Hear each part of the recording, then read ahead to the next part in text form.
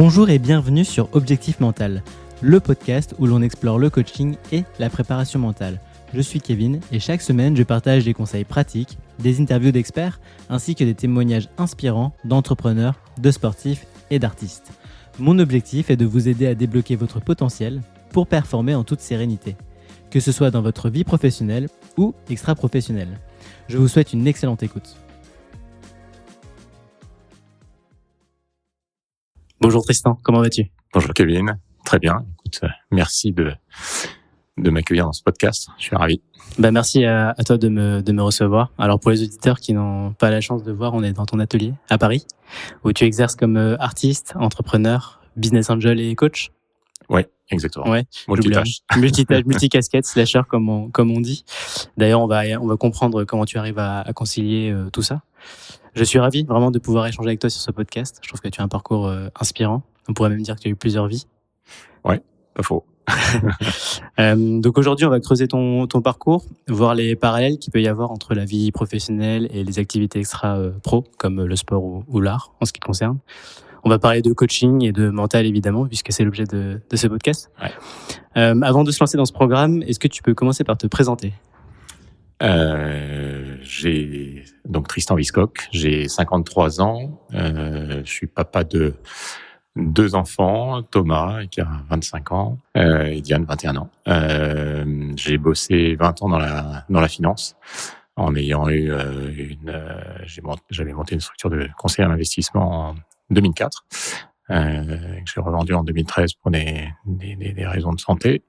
Et j'ai eu un parcours pas chaotique, mais un parcours changeant, puisque je suis passé de la finance à l'art. C'est-à-dire que depuis 2015, je suis devenu artiste. Enfin, devenu. Est-ce qu'on devient artiste ? Je sais pas. Est-ce qu'on l'est pas au fond de soi, tous un peu. Mais en 2015, j'ai pris le partie de me consacrer à ma vie artistique, et à côté j'ai un métier de coaching où j'accompagne depuis très longtemps. J'ai investi dans pas mal de startups depuis que j'ai commencé à bosser, et donc j'accompagne des entrepreneurs et également des gens de différents métiers, cadres dirigeants, des grands patrons, des musiciens, des sportifs, et donc dans ce parcours justement moi j'appelle ça du sparring partner, c'est vraiment être à côté. Voilà, et je continue à investir dans des startups ayant de l'impact aujourd'hui. Ok, excellent. Et comment tu es arrivé à devenir coach suite à ta carrière ? Rapidement, j'ai eu un petit pépin de santé en 2011 après un acouphène virulent. Je me suis rendu compte que je pouvais arrêter ce bruit en courant. Il y a pas mal de podcasts que j'ai enregistrés qui ont présenté mon parcours, donc je vais pas revenir et m'étendre là-dessus parce c'est pas l'objet du podcast. Mais en fait, j'ai changé de vie totalement à partir de ce moment-là, de 2011. J'ai vendu ma boîte en 2013. Je me suis mis pour compenser le bruit, à courir des ultra-trails, notamment à La Réunion, autour du Mont Blanc. Et en 2015, j'ai terminé l'ultra-trail du Mont Blanc, mais je l'ai terminé pas en super état. Et donc, j'ai eu un problème de santé à la suite de ça. J'ai fait une décorporation à l'hôpital, ou une expérience de mort imminente, comme on en parle. Et à la suite de ça, je me suis mis à peindre en écriture automatique. Donc voilà, j'ai pris le pari de changer de vie totalement et de me consacrer à ma peinture. Et en parlant pas mal de mon expérience et de mon parcours, j'ai fait pas mal de confs dans des boîtes, et j'avais beaucoup de gens qui à chaque fois venaient me voir en me disant parcours inspirant, est-ce que tu pourrais nous accompagner ? J'avais aussi pas mal de start-upers qui me disaient ce serait bien que tu nous accompagnes, parce qu'en fait finalement quand on se met à faire de l'ultra trail, on a un parcours, c'est presque un parcours de sportif de haut niveau. Enfin, on s'entraîne pour arriver justement un but de courir ces 170 km. Et donc, je me suis formé pendant le Covid, pendant un an et demi. Tu t'es formé où Je me suis formé Coach Academy, qui est j'avais regardé plusieurs formations HSC, Dauphine et Coach Academy, en fait, qui sont des Canadiens. Enfin, c'est une méthode canadienne très pragmatique et très pratico-pratique. Donc, c'est ce qui m'intéressait dans cette approche. Et voilà, je me suis formé pendant le Covid, et aujourd'hui, ça représente une grosse partie de mon activité. J'aimerais bien qu'elle se réduise un peu, mais la demande est là. Voilà, j'essaye de conjuguer ma carrière artistique et l'accompagnement, parce que le coaching ou le sparring partner donne beaucoup de sens, en fait. À 50 ans, ce que je dis à chaque fois, on a besoin de redonner, parce qu'on a eu aussi de la chance, et c'est un moyen de redonner, c'est un moyen de faire en sorte que les gens progressent, en fait. Et moi, je trouve que progresser, c'est essentiel. Grandir, en fait, c'est essentiel dans la vie. Complètement. Ça fait partie du chemin. Et finalement, la vie est un chemin avec de l'impermanence perpétuelle, donc il faut s'adapter. Complètement. Et donc tu as fait cette formation. Alors tu avais commencé à coacher avant cette formation déjà un peu à côté? Non, pas du tout. J'étais dans le côté entrepreneurial, j'étais plutôt advisor, c'est-à-dire que j'étais ou dans des boards ou j'accompagnais des entrepreneurs, mais là en conseil. Et en fait, la démarche coaching est totalement différente, parce qu'on est et c'est assez impressionnant. Mais si j'avais eu cette posture coach depuis que j'investis dans les startups, je pense que j'aurais eu beaucoup plus de réussite en termes d'exit. Parce que c'est une approche qui est différente. En fait, on est dans le questionnement, donc on passe on pousse la personne coachée à se poser les bonnes questions, en fait, et à intégrer et à engrammer finalement ce qu'il va recevoir, ce qu'il va pouvoir aller chercher. Alors que quand on est en advisor, on amène des réponses toutes faites, il prend pas, mais c'est pas, il n'y a pas la dimension où la personne intègre parfaitement ce qu'elle est, ce dont elle a besoin, et par rapport à justement à ce retour. Donc on est finalement un outil, nous, en tant que coach, mais exactement comme un coach sportif. Je pense à un Mouratoglou au tennis, ou des coachs sportifs, ou dans n'importe quel domaine. C'est on est finalement qu'un outil sur lequel on va taper des balles, et la personne va s'entraîner, en fait. Donc la personne vient en coaching, elle te présente un projet. Toi, tu la challenges, en fait, à ce moment-là, sur ses intentions profondes, sur ce projet, ou comment tu commences, tu vois, tes séances de coaching? De coaching. Alors, moi, j'ai monté un module où on travaille sur 10 heures, parce que je me suis aperçu qu'en 10 heures, on avait vraiment un travail de fond. Alors après, parfois, certains coachés continue, parce que il y a aussi la solitude, surtout sur les chefs d'entreprise, il y a souvent la solitude du chef d'entreprise, donc c'est pas mal de venir retaper des balles tous les 2 mois, 3 mois, ou de façon plus espacée, mais avec un module de 10 heures, donc en 6 ou 7 séances, on arrive vraiment à faire un travail de fond, où je vais aller bosser sur les routines, je vais aller bosser sur tout ce qui va permettre à un moment de se mettre en énergie haute. En fait, ce dont tu as besoin, un chef d'orchestre, un patron de radio, dans les médias, un patron d'une plus ou moins grande boîte, ou un start-upper qui est en pleine levée, il a besoin d'être en énergie haute. C'est-à-dire que, surtout dans un contexte qui est un peu compliqué, parce qu'il y a quand même pas mal de paramètres difficiles en ce moment. On est face à des changements, il y a des bouleversements sociétaux, mais également géostratégiques, qui font qu'aujourd'hui c'est dur pour les entrepreneurs, ou de façon générale, ou les salariés, parce que j'ai des cadres d'entreprise, j'ai même des artisans, on s'aperçoit que depuis un an, on s'aperçoit que vraiment les gens ont du mal. Donc l'idée, c'est vraiment au départ de les remettre en énergie haute, d'éliminer un max de contraintes. Qu'est-ce que tu appelles les contraintes? Les contraintes, c'est toutes les barrières et toutes les limites qu'on se met. Okay. Qu'on se met soi-même. Okay. C'est pas l'extérieur qui le met, c'est soi. Et donc, à partir du moment où on évite ces contraintes, on entre dans son flow. Moi, ce que j'appelle le flow, c'est-à-dire que on a une énergie, si elle est canalisée et bien canalisée, et que t'as pas de perte d'énergie. C'est-à-dire que si tu sais, comme un bateau, comme une barque qui avance sur l'eau, si t'as des trous partout, il est bien évident que l'énergie, tu vas la perdre au fur et à mesure. Le bateau va s'alourdir et tu vas essayer de coller des rustines, mais ça, tu y arriveras jamais. Et donc l'idée, c'est de colmater, de trouver son bon objectif. Donc ça passe par les 2 premières séances où on détermine des objectifs, mais avec des objectifs très précis. On parle de SMART, spécifique, mesurable, atteignable, réalisable et dans un temps donné. Et on se fixe à 2-3 mois des objectifs qu'on va réaliser, vers lesquels on va tendre. À 2-3 mois, pas plus. Toi, tu vois pas à long terme, tu vois à 5 ans, 3 ans. Alors, on peut avoir des roadmaps qui soient beaucoup plus longs, à 2 ans, 5 ans, tu vois, notamment pour des boîtes ou pour des.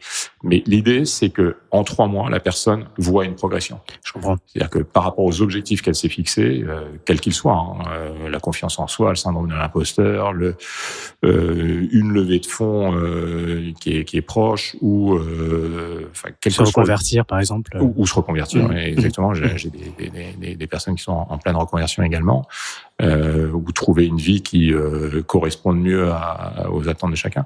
L'idée, c'est qu'en 3 mois, la personne voit qu'il y a une évolution. Ok. Donc, step by step, elle sait qu'elle est sur la bonne voie. Et en fait, l'idée du coaching aussi, c'est de donner les clés. Et ensuite, ils vont infuser, puisque le coaching, il se vit. C'est quelque chose où tu le vis dans ton corps, puisque l'idée, c'est d'engrammer ce que tu as vécu pendant ces heures de coaching, et après, d'avoir ces bons réflexes qui reviennent. Mais ça passe par préparation physique, c'est-à-dire que moi, je dis aux gens, il faut faire du sport, il faut bien s'alimenter, il faut bien dormir, il faut penser à soi. 2, préparation mentale ou préparation mise en place des objectifs pour y arriver. Et à partir de là, on déroule. Donc, et ensuite, moi, j'ai un certain nombre d'outils que je me suis appliqué pendant la formation et que je trouve très très pertinent. Après, chacun crée en fait un peu sa méthode et voit ce qui marche pas. Mais aujourd'hui, voilà, vu les résultats et vu le taux de recommandation, je pense que la méthode marche très bien. C'est intéressant parce que tu parlais, le premier point que tu as soulevé, c'est la partie physique, finalement, qui est ultra importante. En parlant d'ultra, toi, tu la pousses à l'extrême en faisant de l'ultra trail. Quel parallèle tu peux faire entre l'ultra trail et par exemple la création d'entreprise? Finalement, moi je suis assez convaincu que le sport apporte énormément à chacun. Maintenant, dans la pratique du sport, il y a courir 1 heure par semaine et il y a faire des ultra trails. Donc pour expliquer ce que c'est 170 km à peu près et 10 000 mètres de dénivelé, de course à pied en montagne. Donc c'est pas rien. Et donc je pense que ça t'a apporté beaucoup dans ta carrière. Moi, ça a été. Moi, je dis que la course m'a sauvé en fait. Parce que j'avais cet acouphène vraiment extrêmement fort, virulent, qui m'empêchait vraiment d'avancer. Où là, tu vois, j'étais toujours en contrainte. C'est-à-dire que tu te demandes comment tu vas pouvoir avancer, tu te demandes comment tu vas pouvoir bosser, tu te demandes comment tu vas pouvoir dormir. Ta vie est un cauchemar, très clairement. Et donc, il faut trouver les ressources pour aller passer au-delà de ça. Et finalement revenir dans une espèce de zone de confort. Donc cette zone de confort, pour aller la chercher, moi c'est vraiment la course qui m'a permis, parce que pendant que je cours, le bruit s'arrête. Et donc l'idée, ça a été de pousser un peu la machine un peu loin. Et d'abord, j'adore la nature, donc courir en pleine nature, c'était quelque chose de vital, mais j'allais dire de naturel. Mais ayant vécu, étant né à La Réunion et ayant vécu très longtemps à La Réunion, j'ai un rapport avec les éléments très très fort. Donc le fait de courir en pleine montagne ou dans les forêts, parce que La Réunion on passe de 0 à 2000, je sais plus combien, 2500 mètres du niveau de la mer. L'idée c'était d'être en raccord finalement avec les éléments. Et donc pourquoi l'ultra trail? D'abord parce que tous les médecins me disaient que c'était un bruit émis par le cerveau et que moi je me suis dit, en allant faire comme le bruit s'arrêtait en courant, je me suis dit je vais aller courir très très fort et le cerveau va déconnecter le bruit. C'est logique. Et en fait pas du tout. Ensuite, c'est des moments d'intense répit, c'est-à-dire que pendant les quelques heures de course, c'est vraiment des moments où j'entends plus le bruit. Donc c'est ta pause en fait. Exactement. Tu mets sur pause.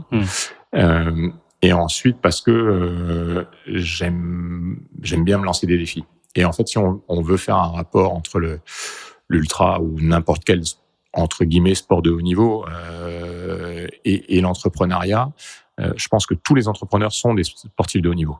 Et donc, c'est un moment, comment on les met dans cet environnement-là, donc de savoir prendre soin d'eux, de savoir tenir sur la durée, de savoir se ménager, de savoir faire marcher le cerveau droit, parce que souvent on est dans le cerveau gauche, donc très organisation, mais on laisse pas assez de champ, tu vois, à la créativité. On a du mal à sortir la tête du guidon. Et en fait, le coach va permettre justement d'aller chercher ça, de mettre en position l'entrepreneur ou le coaché de façon générale pour se poser les bonnes questions et mettre le point, et aussi des prises de conscience. Moi, je sais que très souvent, j'ai des gens qui prennent des prises de conscience, t'as l'impression alors que tu vois, c'est hyper naturel. Alors j'ai aussi un truc, c'est peut-être un sixième sens que j'ai développé, mais j'arrive très vite à screener les gens, okay. Donc à très vite savoir ce qu'ils sont, ce qu'ils attendent. Donc on trouve très rapidement les objectifs. Alors des objectifs principaux peuvent devenir des objectifs secondaires. T'en as d'autres qui peuvent pendant le coaching émerger ou même après, quitte à rebosser dessus. Mais le parallèle donc qui peut être fait avec le sport de haut niveau, il y a et le physique et le mental. Parce que par exemple dans l'ultra, tu te prépares pour courir 50 km. Généralement, tu as couru 50, tu as fait un peu de dénive, tu as fait 2-3. Moi, je sais que je me suis préparé pendant 9 mois. Alors, j'ai jamais couru un marathon. Mais donc, je me suis préparé 9 mois et ça a été une préparation mentale. Alors, je l'ai fait sans coach, pour le compte. Tu l'as fait seul? Je l'ai fait seul.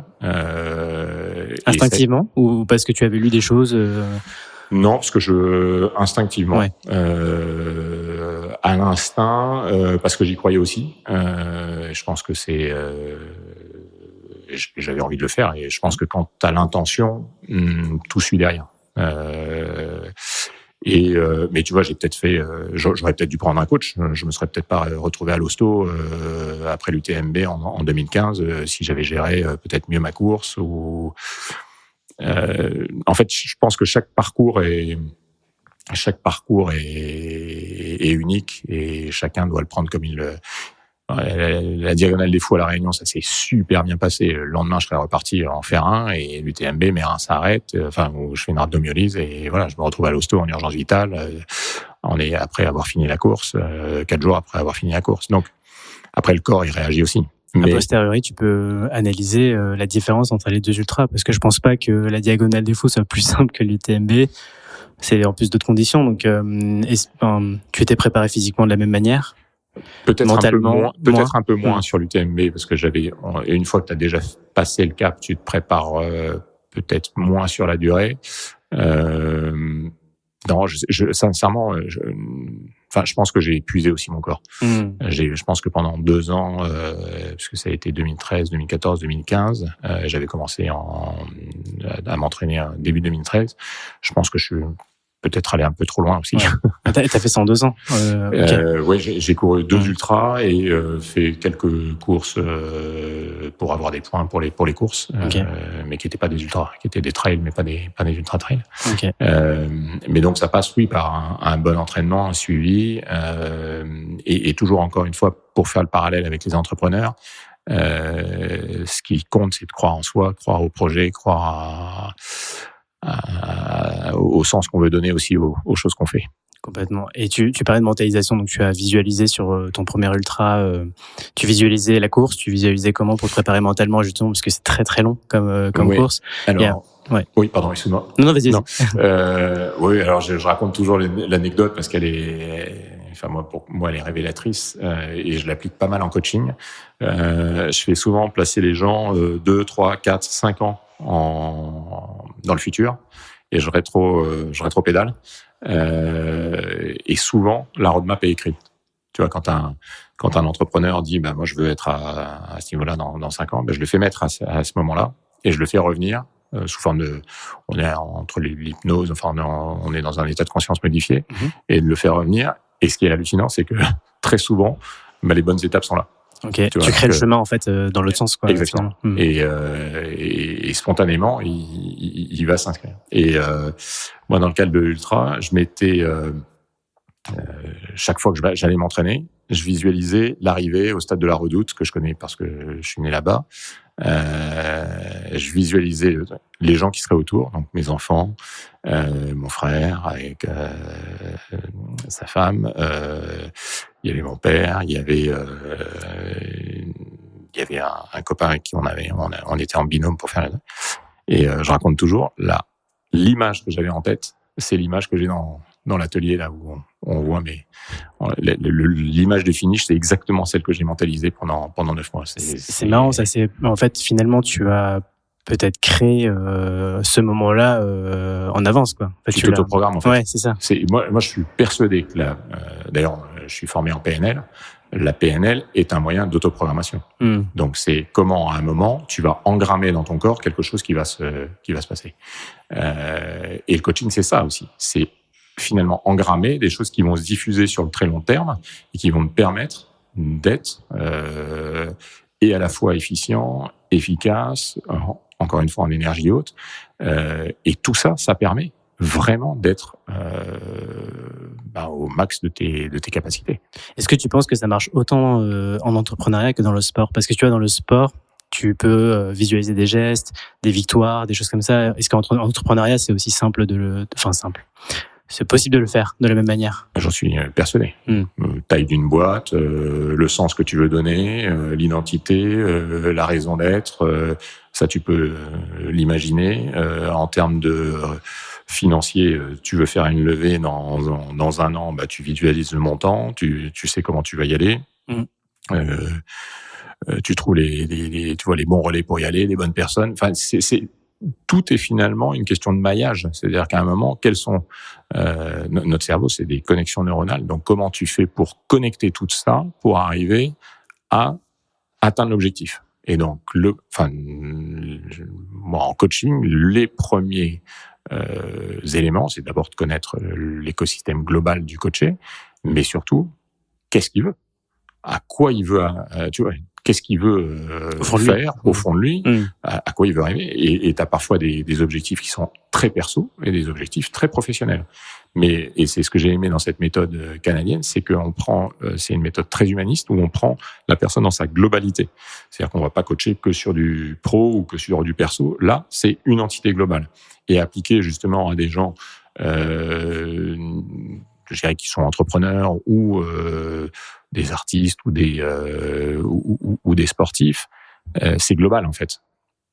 C'est clair. Donc ça donne une dimension très large qui permet parce que tu cherches à faire des transferts dans les différents domaines. Donc par exemple, tu vois un coaché qui en entrepreneuriat est en train de créer son entreprise.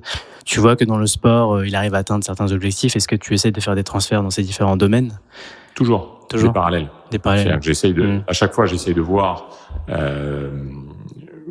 où est sa zone de génie dans le cadre de ses compétences professionnelles.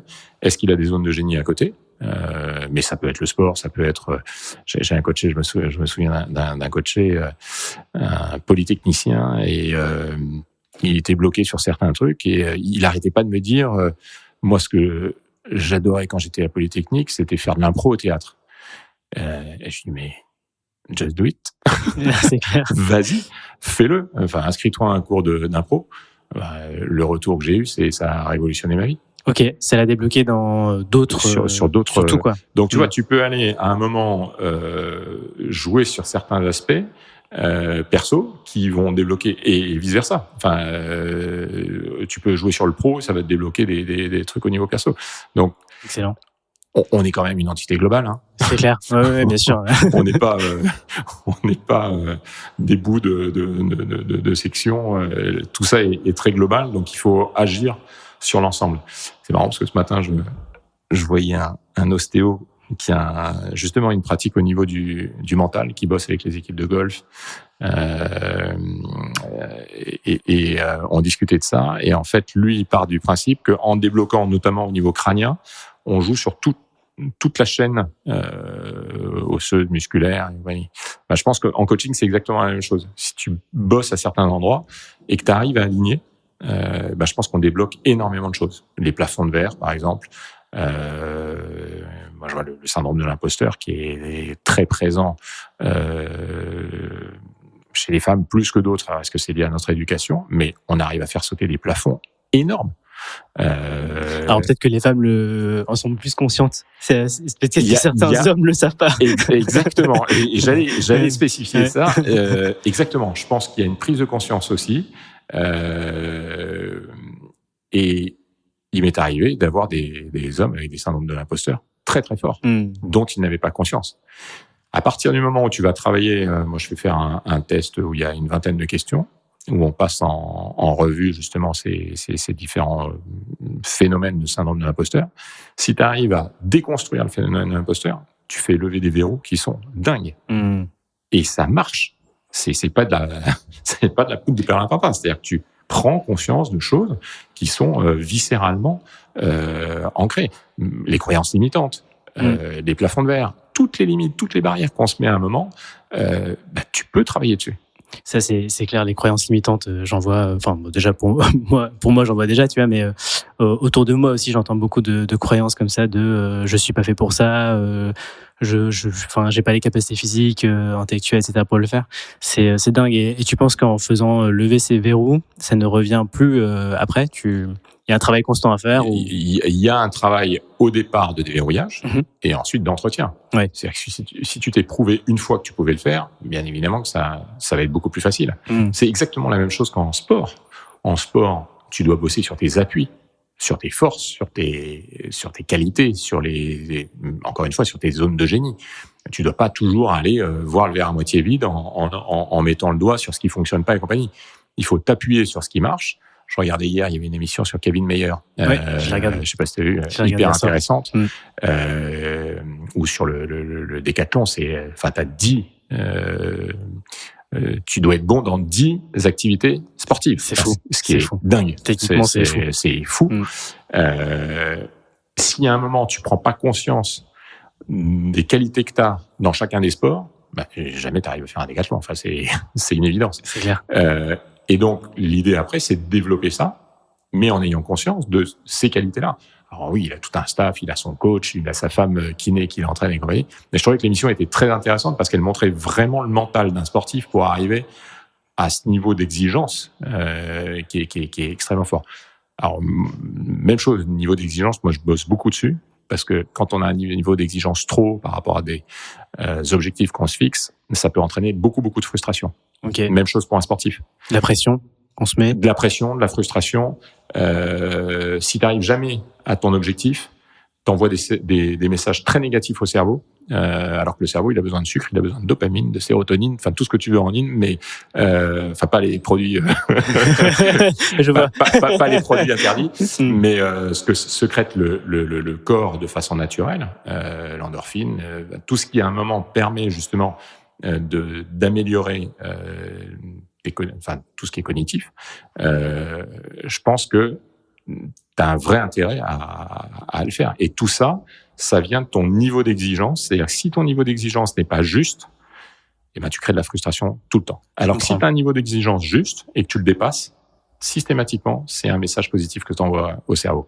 Au niveau du mental, c'est hyper important. D'où les objectifs intermédiaires pour pas tout de suite se dire, par exemple, pour un marathon, je vais faire 2h30 dans un an, ce qui est quand même très très compliqué quand on commence la course.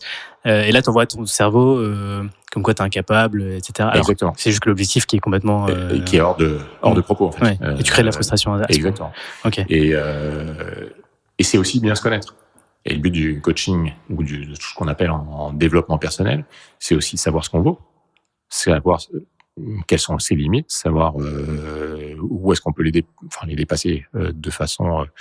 Et tu vois, moi, je pense qu'à un moment, j'ai dépassé une limite. Je sais que quand j'ai fait cette UTMB, il y a un moment où le corps disait non et tu pousses parce que le mental, pour le compte, est tellement fort à ce moment-là que tu n'imagines pas une seule seconde. Alors, il y a peut-être aussi de l'ego, il y a peut-être un engagement.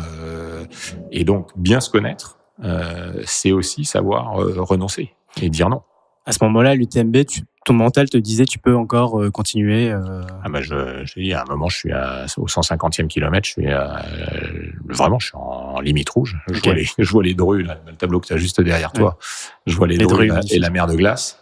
Et là je me dis il reste encore 20 bornes, toute la redescente sur Chamonix. Et là je me dis mais je sais pas comment je vais faire, mais il aurait fallu le faire en rampant, je le faisais en rampant. Ok. Et parce que donc là ton ego a pris le dessus finalement. L'ego, je pense que même chose, je me suis fixé l'objectif de la ligne d'arrivée. En plus, il y a la musique de Vangelis, donc tout le monde a ça en tête avec le truc. Non, on l'a au départ, mais je sais plus si je crois qu'on l'a à l'arrivée. Mais il y a cette arrivée dans Chamonix qui est mythique. Tu voulais le vivre en fait. Ben oui, et c'est inconcevable. C'est inconcevable de se dire je vais pas terminer, alors qu'il reste 20 bornes. Je comprends. Voilà. Donc, mais j'aurais dû m'arrêter. Mais c'est paradoxal parce que, alors, derrière, il s'est passé ce qui s'est passé, c'est très dur. Mais ce que je regrette pas. Voilà, tu le regrettes pas posteriori, mais tu l'as réussi quand même. Ouais, mais ce qui m'aurait peut-être pas permis de découvrir mes dons de peintre. Effectivement. Donc, chaque histoire permet aussi de révéler des choses. Hein. C'est clair. Et il n'y a pas que forcément du positif. Dans le négatif, il peut y avoir du positif a posteriori. C'est clair. Et ok. Et pour revenir plus sur ta partie multi-activité, donc on parlait du parallèle entrepreneuriat, trail, art. Ça fait beaucoup d'activités assez différentes finalement. Ouais. Comment tu fais pour tout concilier en termes de temps? Et alors je te pose cette question, c'est aussi pour le coaching. Je pense qu'il y a une partie gestion, organisationnelle du temps. Ouais. J'entends beaucoup autour de moi. J'ai pas le temps. Toi, comment tu fais pour réussir toutes ces activités et bien les réussir finalement? Alors, sincèrement, c'est ce que je me disais quand je bossais dans la finance. J'ai pas le temps. En fait, on se crée aussi beaucoup d'obligations. Donc, et peut-être que c'est lié aussi à l'âge, mais il y a un moment où on sait ce qui est important et là où tu dois mettre le max d'énergie. Moi, je dis que je suis un énorme glandeur travailleur. C'est-à-dire que je sais mettre. Alors ça vient peut-être de la Réunion, mais j'ai un besoin d'oisiveté en montagne, au bord de la mer, ou même quand je suis chez moi, où je peux aller me promener, être en nature. J'ai un besoin d'oisiveté qui est fort. Donc ça veut dire trouver du temps. Et donc ça veut dire être beaucoup plus efficace sur le reste. Donc ça veut dire très très organisé. Et en coaching, on bosse énormément sur gestion du temps, organisation, les tâches à forte valeur ajoutée qu'il faut réaliser avec les objectifs quotidiens. Moi je dis dans tous les bouquins de management, on dit il faut 3 objectifs à très forte valeur ajoutée chaque jour, et à la fin de la journée tu les coches. Ok. D'accord. Ça te permet de déplacer des montagnes. Okay. Et donc donc ma semaine est très timée. Et aujourd'hui, j'ai 3 jours où je fais du coaching et le reste du temps où je peins. Donc, 2 jours de la semaine, plus de temps en temps le week-end. Mais je peux très bien faire 2 coachings le matin, me changer. J'ai l'avantage, c'est que là, tu es dans l'espace d'exposition et de bureau, et je descends en dessous, j'ai mon atelier, et je me change et je peux aller peindre. Okay. Et en fait, je pense que trouver du temps, on est toujours capable de trouver du temps. Ce qu'il faut, c'est être hyper bien organisé et pas perdre. Dans mon coaching, je fais un tableau kiff, acceptable, non acceptable. Ok, en 3 parties. Le kiff, c'est ce qui fait partie du truc que tu dois absolument faire tout le temps, parce que c'est là où tu as le max d'énergie, c'est là où tu es dans le max de flow, et c'est là où tu vas être hyper performant. L'acceptable, il faut le faire, tu peux pas. Tout ce qui est non acceptable, tu le fais plus. Non acceptable pour toi, mais tu veux dire pour moi. Ouais, oui, enfin, ouais. Toutes les tâches hyper contraignantes que tu n'as pas envie de faire, ou tu les délègues, ou tu trouves un moyen de ne plus avoir à les faire. Okay. D'accord. Ou tu automatises, ou enfin tu trouves le moyen de ne plus faire les tâches non acceptables. En faisant ce tableau-là, je peux t'assurer qu'on déverrouille aussi énormément de choses. Okay. Parce qu'à un moment, t'es dans le kiff, c'est-à-dire dans le fun. Moi, j'ai pas envie de me lever le matin en me disant je vais faire un truc contraignant. Tu vois ce que je veux dire? Je me lève le matin, j'ai envie de faire un truc qui me botte, enfin qui me donne du sens, enfin qui amène du sens à ce que je fais, qui soit très énergisant pour les gens qui sont autour de moi. Et plus t'es dans cette capacité à être tu vois, dans une sphère positive, plus les choses arrivent facilement. Hein. C'est une synchronicité. C'est peut-être plus facile quand tu es artiste, entrepreneur, freelance, plus que quand tu as des horaires de bureau classiques. Est-ce que tu vois, en tant que cadre dirigeant, quand tu étais chez Carmignac, tu aurais pu te permettre cette gestion d'emploi du temps? Oui. Oui, ok. Oui. C'est une question de... Très clairement. Je me souviens, j'avais des clients qui commençaient à m'appeler le samedi. Ok. Et no way. Ma semaine s'arrête à 19h le vendredi et recommence le lundi à 8h. Il est hors de question que je bosse le week-end. Je me suis appliqué ça. Je n'ai jamais bossé le week-end. Ok. Jamais. Après, encore une fois, ça implique que pendant la semaine, tu sois 2 fois plus efficace, donc 2 fois plus organisé et que tu arrives à tes objectifs. En fait, c'est ça, c'est dans le temps imparti. Par contre, il faut être loi de 200%. Quoi. Loi de Parkinson. On te donne 2 heures, 2 jours, 2 semaines pour faire quelque chose. Là, tu vas occuper le temps. OK? Un étudiant, tu lui donnes une semaine pour réviser un truc ou tu lui donnes une demi-journée. Ben, je peux t'assurer qu'en une demi-journée, il peut faire exactement la même chose qu'en une semaine. Sauf que la charge mentale, elle va être repoussée pendant une semaine. C'est-à-dire que tu vas procrastiner pendant 1 jour, 2 jours. Tu vas dire, je le ferai. Non. Toutes les tâches que tu peux faire et que tu peux éliminer, tu les fais tout de suite. Ça, c'est basique. Comment s'appelle cette matrice, tu sais, avec urgent, important Oui, exactement. Eisenhower, je crois, à vérifier. Non, mais en tout cas, plus tu as de niveau de charge mentale qui s'accumule, plus tu procrastines. Plus tu as peur de le faire, plus tu vois, la peur entraînant. Et donc, moi, je pars du principe que si tu as réussi à éliminer toutes les tâches, d'abord à faire les tâches à forte valeur ajoutée et à éliminer les tâches qui prennent du temps et qui font bouffer, plus tu vas gagner du temps sur le reste. D'accord ? Un truc qui revient sans cesse, ça t'occupe l'esprit. Et donc, c'est hyper mauvais dans ta gestion du temps. Oui, parce qu'en fait, ça te retombe toujours dessus. Exactement. À un moment. À un moment, il faudra que tu le gères. C'est comme les gens qui, je le vois, j'ai des coachs qui me disent, moi, je gère jamais mes papiers, enfin, le courant, tu sais, l'administratif. Ben non, faites-le, posez-vous, faites-le. Une fois que c'est éliminé, vous y repensez plus. Si ça revient, et ça va polluer ton esprit, mais c'est du basique, hein. Mais ça fonctionne. Oui, complètement. Non, mais je vois, ça me parle ce que tu dis.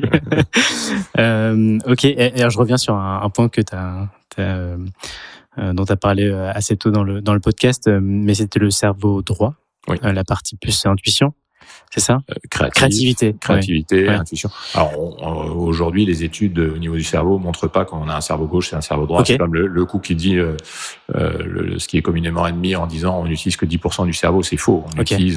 On peut utiliser 80% du cerveau ou 70% du cerveau, mais pas en même temps. Et donc c'est des zones au fur et à mesure qu'on utilise. Et l'idée, c'est d'essayer de faire le max de connexions pour arriver justement à avoir un champ qui soit plus large en fait. Mais oui, le cerveau droit, on a tendance à l'atrophier un petit peu.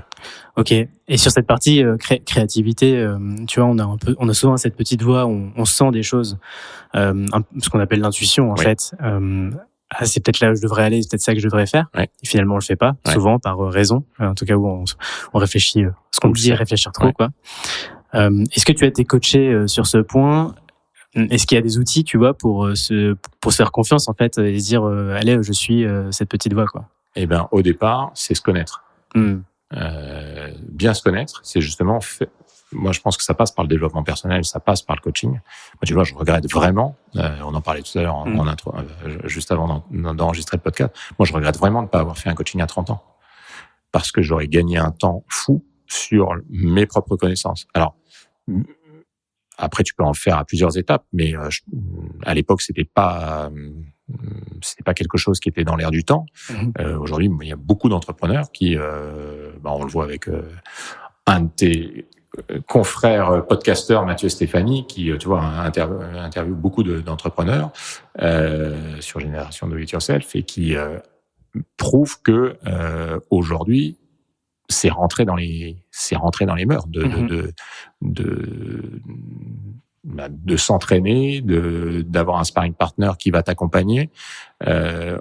Ça ne viendrait pas à l'idée, à un sportif de haut niveau de pas avoir d'entraîneur. D'entraîneur, complètement. À Roland-Garros, tu vois pas un gars arriver sur le terrain sans entraîneur. Enfin, c'est clair. Et même mental, coach mental de plus en plus. Exactement. Tu vois, Djokovic en parlait. Il disait que ça a été un game changer pour lui. Mais c'est évident. Et donc, aujourd'hui, encore une fois, si on refait le parallèle entrepreneur égale sportif de haut niveau, ou toute personne qui entreprend des choses, c'est pas forcément l'entrepreneur en société, mais quelqu'un qui entreprend, un aventurier, il va entreprendre, tu vois, il va sortir de sa zone de confort. Moi, je pense qu'à un moment, il faut être. Je dis ça, mais quand j'ai fait l'ultra-trail, tu vois, je me suis pas appliqué. Ouais. Peut-être pour ça que tu es devenu finalement après. Oui, et aussi parce que encore une fois, cette envie de redonner et le fait que maintenant, je me dise, à 30 ans, j'aurais dû le faire. Complètement. Mais on devient sage très tard. C'est aussi peut-être le sens de la vie qui fait. C'est d'apprendre tout le temps. D'apprendre. Exactement, et de progresser. Et ça, c'est d'apprendre tout le temps. C'est ce qui est une doctorante, enfin une chercheuse plutôt, américaine à Stanford qui appelle ça le growth mindset. Ouais. Et je pense que c'est pas que des mots. Je pense que c'est important d'apprendre tout au long de sa vie. Bien sûr. Et la différence le gap en fait entre les différentes personnes peuvent se faire là. Ouais, et tu vois, on parle beaucoup de skills aujourd'hui, mais je pense que dans un monde extrêmement changeant où il faut s'adapter, plus tu as de skills, plus tu pourras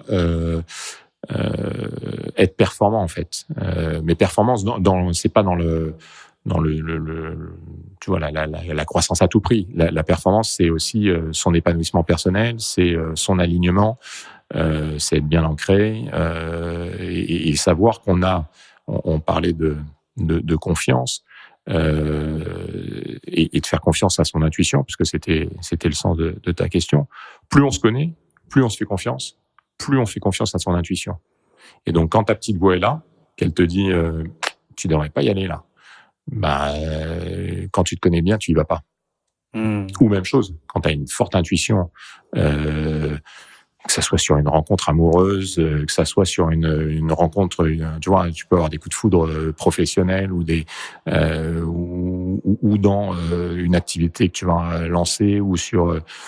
Moi, j'ai suivi mon intuition. Je savais que j'avais un truc qui s'était déverrouillé au niveau artistique. Aujourd'hui, j'ai fait confiance à mon intuition en me disant que j'allais pouvoir faire passer un message par mes pinceaux. Et c'est aussi croire en soi. Hein. Croire en soi, c'est se faire confiance. Souvent, il y a beaucoup de gens qui arrivent ici qui ont un manque de confiance en soi ou qui ont une bonne estime de soi, mais un problème de confiance en soi. Donc, quelle différence fais-tu entre les deux? Je pense que ça, c'est un point, parce qu'on dit souvent, j'ai pas confiance en moi, mais en fait, il y a peut-être L'estime de soi, c'est ce qu'on pense être de façon générale. C'est l'estime qu'on a vis-à-vis de soi. Donc, c'est savoir qu'on est capable de faire ça, ça et ça. La confiance en soi, c'est d'être certain de pouvoir atteindre l'objectif. Okay, je vois. Donc, il y en a un, c'est plus sur ses capacités et l'autre sur ses objectifs. Ok. Réussir à atteindre un objectif. Et donc, une confiance forte. On parle. Moi, je donne très souvent l'exemple. J'ai des entrepreneurs qui sont en réaction avec qui ont des problèmes avec des salariés au niveau management et compagnie. Et je fais souvent passer un test qui a été fait par, je vais pas retrouver son nom, c'est pas grave. Mais la question, c'est préférez-vous être estimé ou aimé? Ok. C'est hyper intéressant. Hyper intéressant.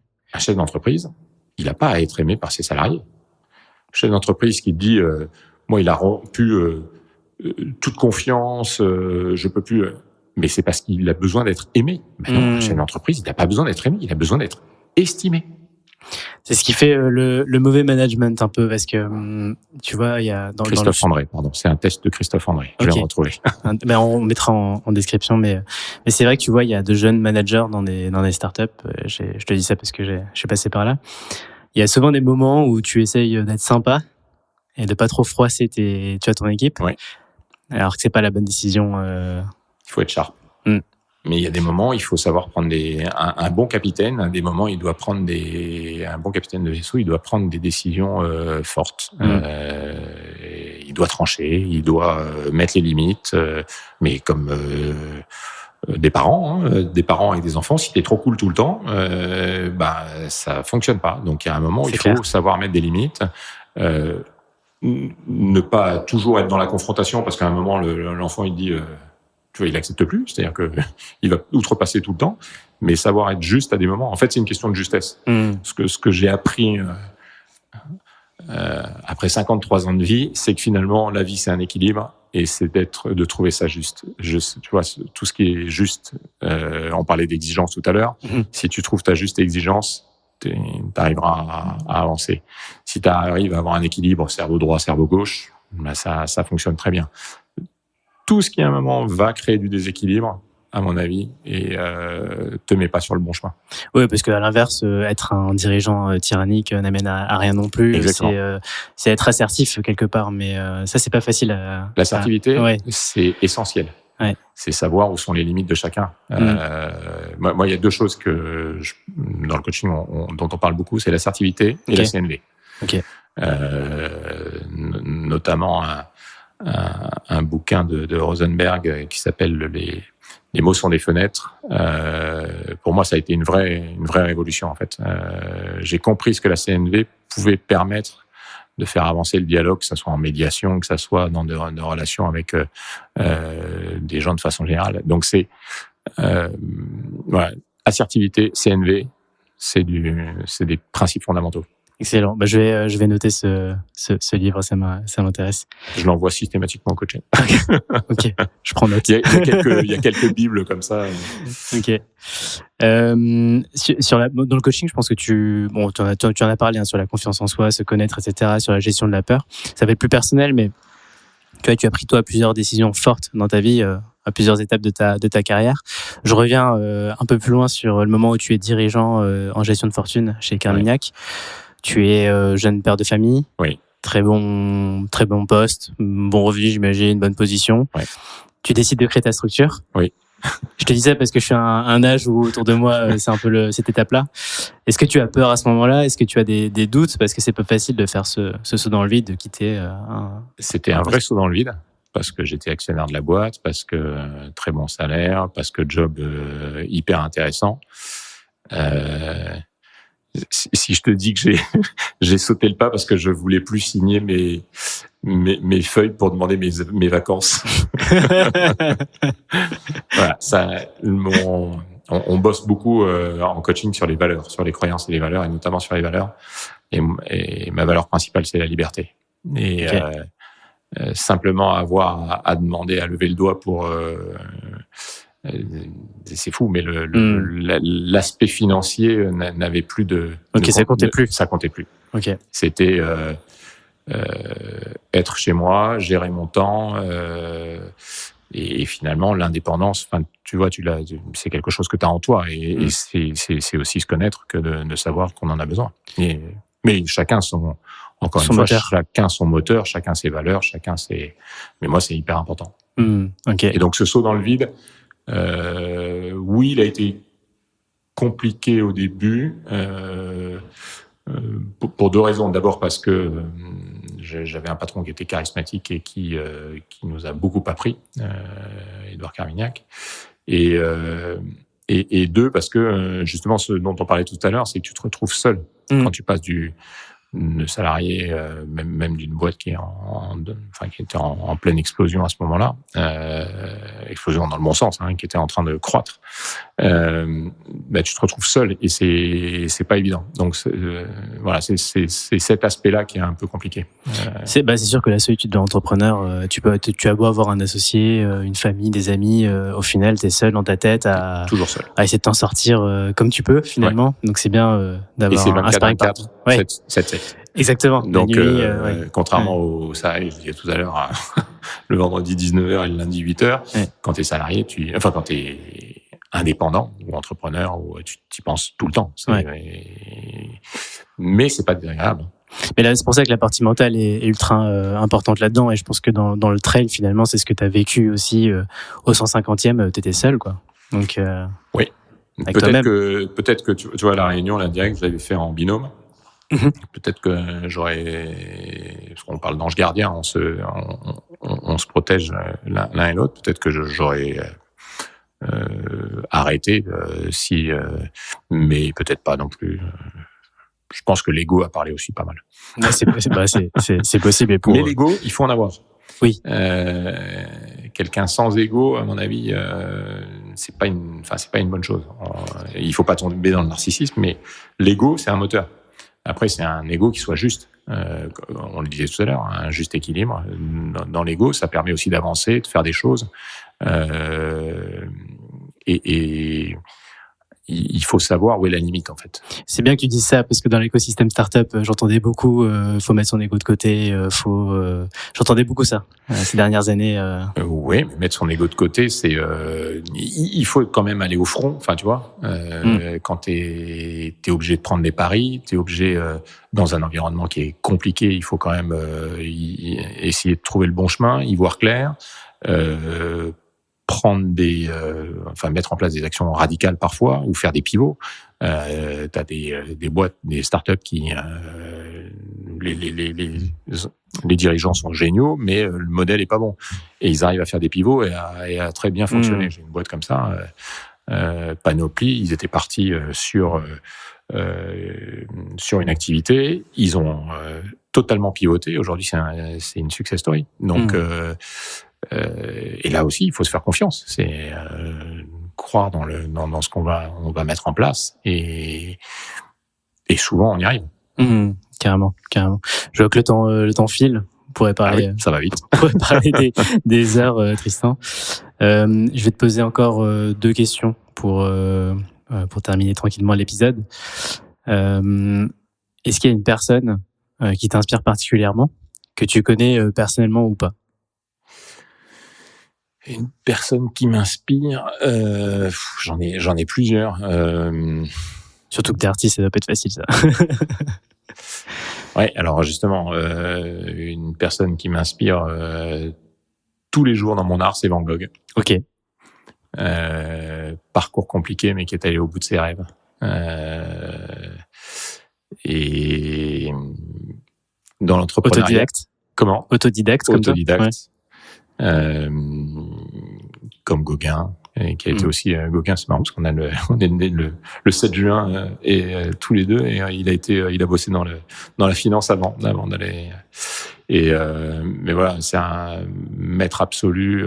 Quand tu lis les lettres de Vincent à Théo, enfin c'est un parcours exceptionnel. Et pour moi, c'est un génie absolu. Dans l'entrepreneuriat, j'avais lu très tôt, quand j'avais 17-18 ans, la bio de Branson, de Richard Branson. Richard Branson, ouais. Fondateur de Virgin. De Virgin, exactement, le fondateur de Virgin. Je trouve que c'est quelqu'un qui allait au bout de ses rêves, qui alors aujourd'hui on le reproche ses escapades dans l'espace et compagnie. Aujourd'hui on reproche tout à tout le monde, donc c'est un peu pénible. Je pense qu'il faudrait voir aussi le côté positif de tout ce qu'on entreprend. Mais c'est un type qui faisait parfaitement bien marcher son cerveau droit et son cerveau gauche. Encore une fois dans l'art, j'ai un gars que je trouve extrêmement charismatique, c'est Chris Martin. Le chanteur de Coldplay. Ouais. Et moi, j'ai un rapport très fort à Coldplay parce que j'ai fait mon expérience de mort imminente sur une chanson de Coldplay. Wow. Et je trouve que ce gars alors avec son groupe, hein, bien évidemment, mais le gars est génial. Quand on voit j'ai pu assister avec mes enfants, là, il y a 3 ans, et là, il est passé à Lyon. Voilà, c'est des gens qui m'inspirent, ça. C'est être capable de galvaniser, d'emmener, d'être aussi sympa, parce qu'il a un côté, tu le vois dans les interviews, tu le vois dans son rapport avec les gens, quand il fait monter les gens sur scène. Ouais. Ça, c'est un vrai leader, tu vois, en termes de leadership. C'est d'ailleurs, tu sais, dans le leadership, on parle c'est pas soi qu'il faut faire passer en premier, c'est autrui. Enfin, c'est l'altruisme. Un vrai leader, c'est l'altruisme en premier. Je pense que une figure comme Chris Martin, il pense avant tout à son public. Enfin, c'est clair. Et à ce qui voilà. Donc, la petite parenthèse musicale. Trop bien. Dans le temps, en plus, il dure Coldplay. Maintenant, c'est un. Ou un Bono. Quand tu vois un Bono, même chose pour U2. C'est des gars, ils sont. Ou un Sting. Enfin, voilà. Je trouve que dans la musique, il y a des leaders assez forts. Ou Mick Jagger. Enfin. ces figures-là qui sont vraiment très, très charismatiques aussi. C'est vrai qu'on a l'impression qu'ils mettent un peu tout le monde d'accord. Hein. C'est clair. C'est fou. C'est clair. Ok, et la deuxième question que je voulais te poser, c'était, alors c'est peut-être la minute perchée, mais de quoi rêves-tu maintenant? De quoi je rêve? D'encore progresser. Ok. De grandir. Tu vois, il y a ce tableau du Mont Blanc là. Ouais. On peut prendre plusieurs voies pour y arriver, donc peut-être de les explorer toutes. Ce qui compte, c'est le chemin. Une fois qu'on est là-haut, souvent on est obligé de redescendre vite pour aller vers de nouvelles aventures. Mais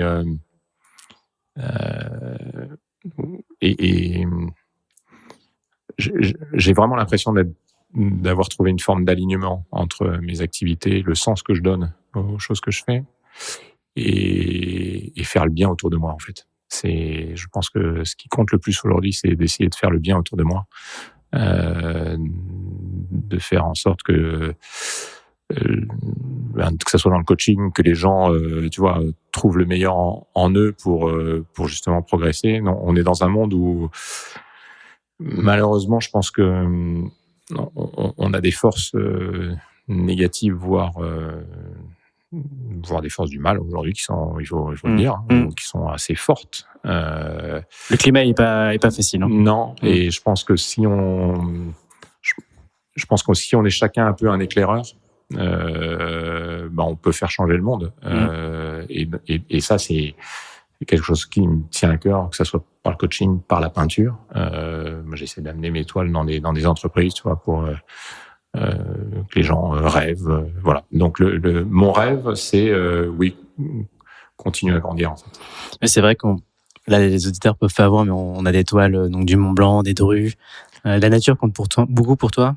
Je pense que tu as un message à faire passer aussi à travers ces toiles, quoi. Ouais, c'est primordial. Tu vois, j'ai fait une expo sur les montagnes. Enfin, j'ai fait toute une série sur les montagnes, sur les forêts ensuite, qui ont bercé mon enfance à La Réunion. On a de très belles forêts. Là, en ce moment, je travaille sur une nouvelle série sur le monde des profondeurs et le monde du silence. Et j'espère que le vernissage aura lieu en octobre.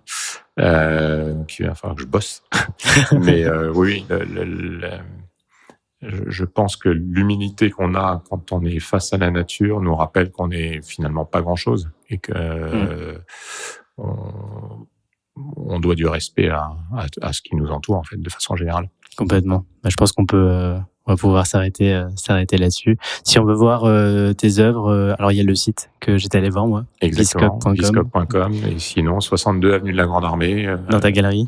À ma galerie, qui est à la fois mon atelier, ma galerie, et là où je fais aussi mes coachings, parce que j'aime bien recevoir les gens dans un environnement inspirant. Et voilà. Et sur mon Insta aussi, Tristan Biscoc. Sur LinkedIn aussi. Sur LinkedIn aussi, on peut me joindre assez facilement via tous ces canaux. Trop bien.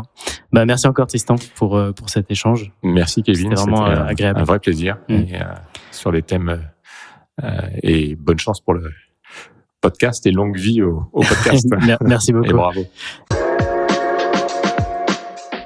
Merci d'avoir écouté cet épisode jusqu'au bout. J'espère qu'il vous a plu et que vous avez appris des choses. Si c'est le cas, merci de mettre 5 étoiles sur Apple Podcast ou Spotify et surtout de partager cet épisode autour de vous. N'hésitez pas à me faire part de vos retours pour les prochains épisodes. Je vous dis à bientôt sur Objectif Mental.